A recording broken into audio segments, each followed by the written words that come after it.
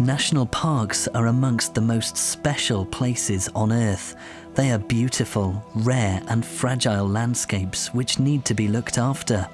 But unlike those in some parts of the world, our UK national parks are living, working landscapes. These are not the untouched wilderness areas found in less populated places, but exceptional landscapes that have been shaped by the activities of people over many centuries. They are the nation's breathing spaces, where we can come to reconnect with nature and also with our roots.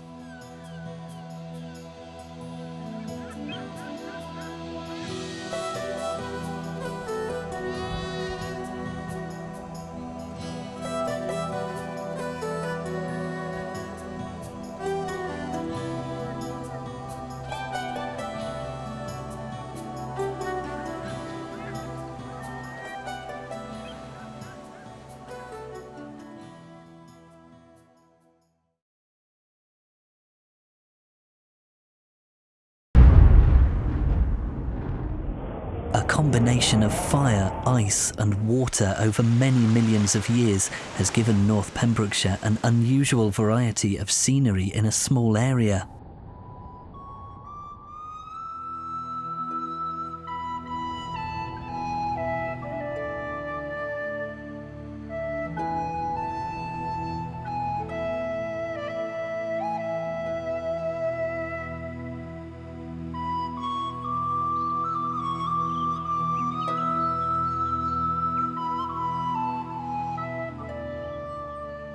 These natural resources have provided opportunities for people to live and work here over many centuries, giving us the patchwork landscape we see today.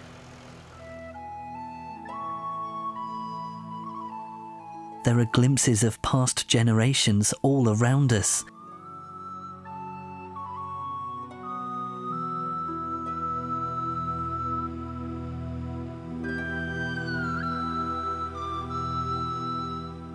Since early times, farming has played an important part in shaping this landscape. People first farmed here 6,000 years ago, and over hundreds of years cleared the land to grow crops, graze animals, and build their homes.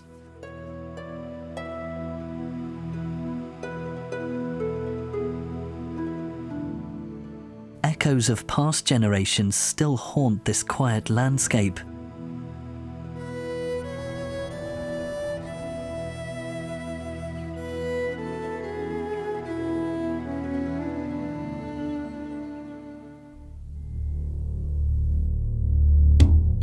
But this corner of Wales has not always been so peaceful. From the Iron Age, when Celts fortified hilltops to protect themselves, to the battles between the native Welsh princes and Norman invaders, the area has seen turbulent times.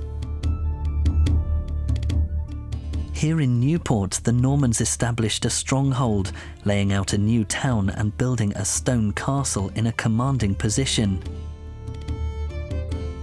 You can still see the pattern of the plots granted to those early inhabitants in the shape of present-day gardens and streets. As time went on and population increased, so did industry and trade.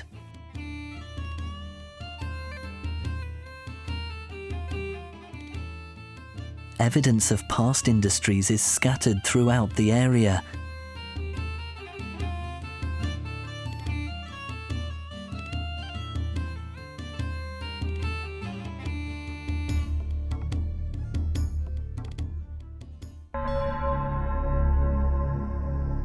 People's relationship with this landscape has left a rich legacy of folklore, language and customs.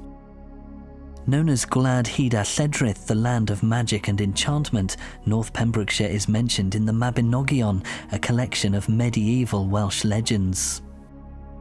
One of these tells of how King Arthur came in chase of a ferocious wild boar, Twrch Troeth. Y Twrch Troeth.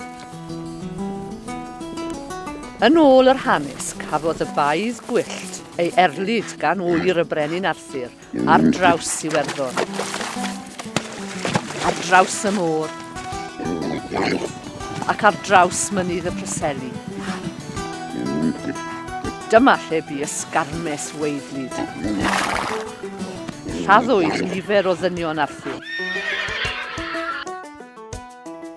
Clwyfwyd y twrch trwys. Dihangodd, gyda'r fintau ar ei ôl ar draws y de. Arthur is still remembered in the hills at Bedd Arthur and his knights at Cerrig Marchogion.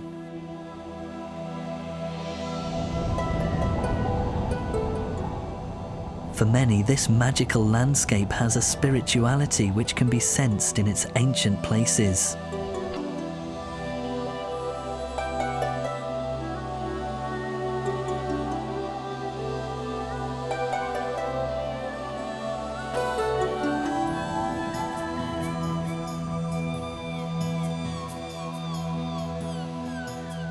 Carningli, the hill that rises above Newport, is said to have been where St Brynach went to talk to angels. Another legend tells of a lost town flooded by the rising waters of Cardigan Bay. Mae yna chwedl lleol am y bobl oedd yn byw yn y tiroedd sydd bellach o dan y dŵr. Chwedl Cantre'r Gwaelod. Cafai'r tir ei amddiffyn gan forglawdd enfawr, ac ar pen llanw oedd angen caer gatiau i atal y môr rhag boddi'r dref. Un dydd, wnaeth y dyn a oedd yn gyfrifol am gaer gatiau esgyluso ei ddyletswydd. Fel canlyniad, llifodd y môr dros y tir a boddi Cantre'r Gwaelod unwaith ac am byth. Ar nosweithiau tawel, fe honir fod hi'n bosib clywed clychau eglwys Cantre'r Gwaelod yn canu'n ddistaw dros bai Ceredigion.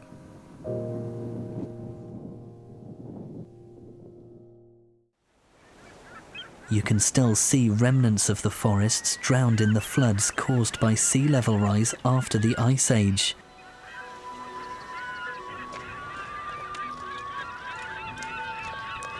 Today's landscape is a rich tapestry woven over centuries of interaction between man and nature.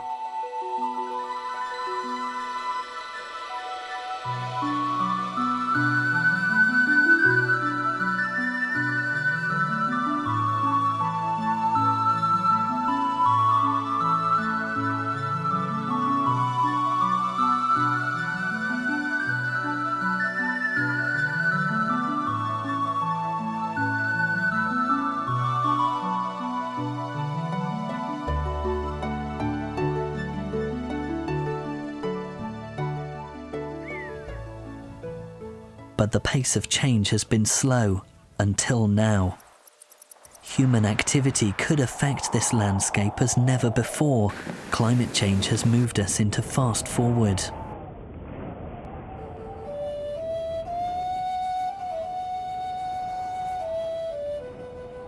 There is no doubt that there will be changes in the future as there have been in the past.